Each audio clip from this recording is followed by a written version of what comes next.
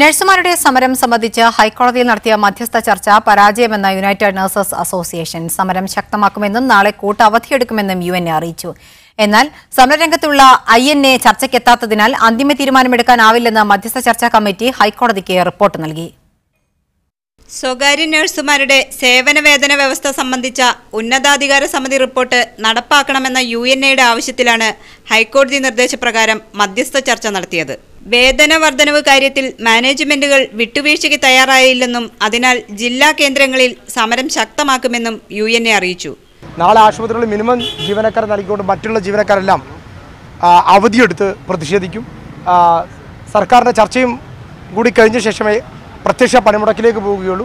എന്നാൽ ചർച്ച പരാജയമല്ലെന്നും മീഡിയേഷന് മറ്റ് നഴ്സസ് അസോസിയേഷനെ പങ്കെടുപ്പിക്കാനായില്ലെന്നും സർക്കാരിന്റെ ചർച്ചയിലൂടെ മാത്രമേ വേതനം സംബന്ധിച്ച കാര്യത്തിൽ തീരുമാനമാകൂവെന്നും ആശുപത്രി മാനേജ്മെന്റ് പ്രതിനിധി പറഞ്ഞു. ഞങ്ങൾ ആശുപത്രികൾ അടച്ചിടുകയോ അല്ലെങ്കിൽ ആശുപത്രിയുടെ പ്രവർത്തനങ്ങൾ നിർത്തലാക്കിക്കൊണ്ടുള്ള ഒരു പ്രതിഷേധങ്ങളോ ഒന്നും ഞങ്ങൾ നടത്തുവാൻ ആഗ്രഹിക്കുന്നില്ല.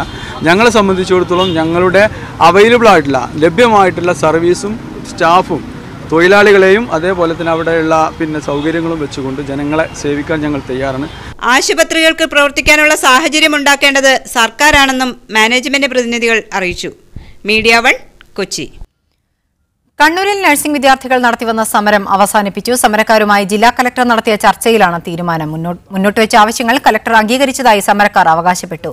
ജോലിക്കെത്താത്ത വിദ്യാർത്ഥികൾക്കെതിരെ അച്ചടക്ക നടപടി ഉണ്ടാകില്ലെന്നും അതത് ആശുപത്രികളിൽ മാത്രമേ അവരെ ജോലിക്ക് നിയോഗിക്കൂ എന്നുമുള്ള ഉറപ്പിനെ തുടർന്നാണ് സമരം പിൻവലിച്ചത്.